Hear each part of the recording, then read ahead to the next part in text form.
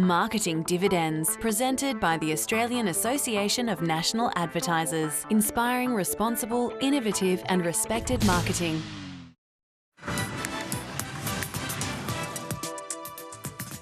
Well, following our discussion about the future of retailing, let's turn to the world of marketing. This is Marketing Dividends, where we'll take a look at the challenges facing Australia's leading advertisers. Joining me in the studio is James Hier, the CEO of MEC, and Professor Byron Sharp is the Director of the Ehrenberg-Bass Institute at the University of South Australia Business School. And we're going to discuss the science behind how brands grow and, interestingly, whether loyalty programs actually work. Welcome to you both. Good to see you. Professor Sharp, can I start with you? I mean, you research marketing. Now, you've done a lot of work on targeting category buyers. Does it run contrary to sort of the digital promise of, you know, precision targeting and even personalisation? Yes, it does a bit. The lure of precision targeting has been massively oversold. Marketing science clearly says that we need to reach all category buyers, so the value of targeting small segments is far less than we would ever have thought. Plus the ability of these new media to actually even deliver on targeting is far less than has ever been promoted. Why is that?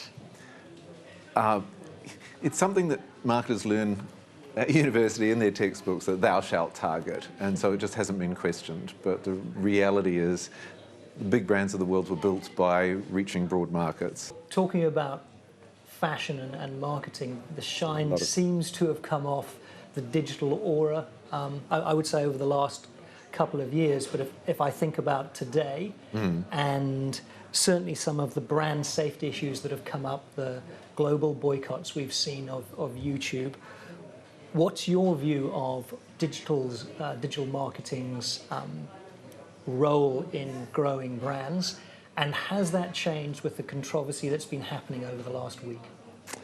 There have been some exciting new media that's emerged in digital. Like we've got, you know, YouTube is the first global TV station. Facebook is huge. This is exciting, but as a broad reach phenomena, it's exciting. The problem with digital has been fashion. I mean, people have rushed like lemmings towards the cliff of throwing huge amounts of money in and not knowing what they're actually buying.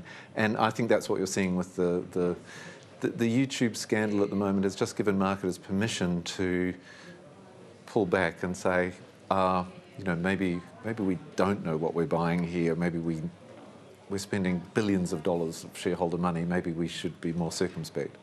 So that's a very rational side to it. Yep, I understand. But there's an emotional side to it. A brand's reputation is at risk. The content that it's coming up against, and, you know, brands... Oh, no, the scandal's tiny. I mean, really, you know, your ad may be appearing on a few terrorist websites. Well, these websites aren't... Not many of your customers are going to terrorist websites, so it's not a big issue, but it's giving marketers permission to do something which has been boiling up for a while, where they've started to become very uneasy about... We're spending an awful lot of money on things that we don't really know. Now there's face saving here, because you can't just suddenly turn around to your shareholders and say, oops, we wasted billions of dollars. This gives an excuse to now say, oh, well, we're re-evaluating. An excuse to pull back or to climb over the walled garden and get some auditing and probably more purview over what's going on inside. There'll be pulling back, there'll be a flight to quality, and there'll be demands for metrics that are trustworthy. It's so interesting about YouTube, because I think what you're saying is, you know, it just took off like a bonfire, and yet there was no real analysis done. Is that essentially what you're saying? I mean, perhaps your institute did do it. Well, there has been complaint in the industry that some of the big media properties in digital mark their own homework, that it'd be the equivalent of a TV station running its own ratings. Yeah. It's just not done. This is unacceptable in other media. Outdoor for years was penalised because they couldn't provide good metrics about who had actually seen their signs. Digital was given a get-out-of-jail-free card for too long. But do marketers look at things like, oh, this video, your brand video has had X million views on YouTube? Is that a good enough measure?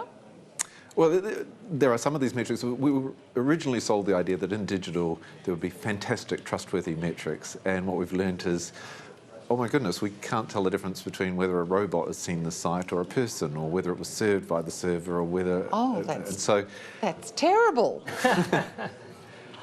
And it's taken surprisingly long, actually, for the industry to realise we're buying a lot of very dubious product. So your contribution, and probably laddering back up to where you're helping marketers, is putting down, marketing laws built on rigorous data. Old-fashioned science. Right. Right. I mean, there's nothing new about this. It's just new to marketing. And the industry is resisting it in some ways, because they're saying, is that restricting my ability to be creative from a marketing perspective? Right. Oh, I don't actually see a lot of resistance, but that old dichotomy of creativity and science. I always use the analogy of architects. I mean, architects, when they build buildings, have to comply with the laws of physics. It doesn't seem to get in the way of their creativity. And it's exactly the same for marketing. I mean, you can create wonderful creative ads, but then you want to put them in a place where consumers actually do see them and they have effect. Are there any categories which are genuinely different, the exceptions that prove the rule? Well, every category is a little bit different. So luxury? No, we've explicitly looked at luxury recently, and it's surprisingly like other categories, except, of course, luxury is very expensive, so not bought by everyone, and very high quality. But otherwise, brand competition is very much the same as amongst other brands. And luxury is much broader than people think. Luxury watches don't just sell to billionaires. In fact, most luxury watches sell to people who aren't billionaires. Really? That's interesting too. Well, I know one of your perhaps more controversial areas of study and science is that, if I get this right, you say there's no differentiation between brands, just distinction. Well, what's the difference between those two, and why do you say that? No, there is differentiation between brands. I mean, but the point is there's not an enormous amount of differentiation between brands. Most brands are competitive brands. Most banks have ATMs and similar interest rates and similar friendly staff, etc. Most airlines fly. I mean, they're actually very, very similar, and so they're competing largely in terms of mental and physical availability, not that they're so different. So they're competing as brands, and that branding is very important. So brands have to be distinctive in the sense that people can tell one brand from another. It's impossible to be loyal to a brand if you don't know which one it is. But you don't have to think it's a better bank, but you do have to know which bank. They go with the ones who capture their attention. The big four are big because they have lots of mental and physical availability. If we actually look at customer satisfaction scores, it's actually the small credit unions that by far have the highest satisfaction scores. Highest satisfaction scores, low market share, and slightly lower loyalty. You have a lot of high-profile companies that have built brand portfolios on differentiation to separate different consumers. What do they think of this perspective?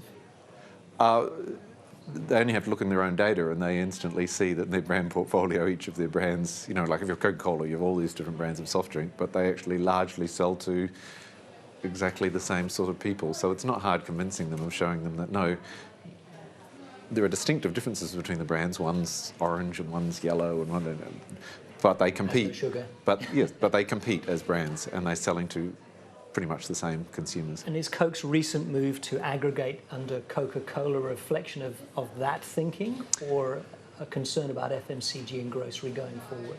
It is an attempt to fix some of the mistakes of the past, where they had brands that were, zero for men, diet for women, but when you actually look at the data, they both sell to both.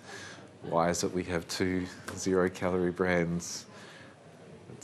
It's an attempt to make life simpler for consumers. Is there something I'm meant to read between the lines there? It's a thing of reflecting history and where the company wants to go forward. But the reality is those brands compete pretty much head-on. They sell to the same consumers, and there's nothing wrong with that, but they're brands. When you talk to your, clients or people who come to you for people information, who sponsor the people who sponsor, do they listen to what you have to say, or do they actually say, "Oh yes, that's fantastic, but we're still going to go ahead with this sort of marketing strategy"? Are they actually convinced by your laws, I suppose, that you've been able to reduce marketing oh yes, you see customer behaviour global to these marketing laws? Talking about the laws and making quite substantial changes in strategy. But that said, this is the start of evidence-based marketing. It took doctors 200 years to start washing their hands when they had very clear evidence that they should do so. It's part of a journey as marketing moves from a anything goes world, where you just came up with interesting theories, and if they were well argued, you won, to something where we actually do ask for evidence. So when Procter & Gamble and Unilever and Colgate and Reckitt's all start applying the laws, does that just even the playing field, and what's the new competitive advantage? Right, that's a really good question, but it's actually slightly stupid, if I can I would expect say. that from me. Because it's a bit like, hospitals are competing against each other saying, oh, well, there's this new medical science thing, if we all follow this medical science, we'll all be in the same position. Maybe our hospital won't follow it. No, you do. But the competitive battle is very much an implementation and in driving towards evidence-based marketing. It's not easy to turn around organisations that have hundreds of thousands of staff. Doctors found it very hard. All right, is there one biggest mistake that marketers make? Yes, the biggest mistake that marketers make is they forget that they're in a battle for attention and for physical and mental availability, and they think that the thing that's holding their brand back is some sort of attitude problem, that maybe that their brand isn't loved enough, or people don't think well of us enough, when no, people just don't think of you enough. Full stop. All right, gentlemen, we have run out of time. James Hier from MEC and Professor Byron Sharp from the University of South Australia Business School, the Ehrenberg-Bass Institute. Thanks for joining us. Well, up next, we're going to go back to the market as we take you up to the close of this Thursday session, so stay with us.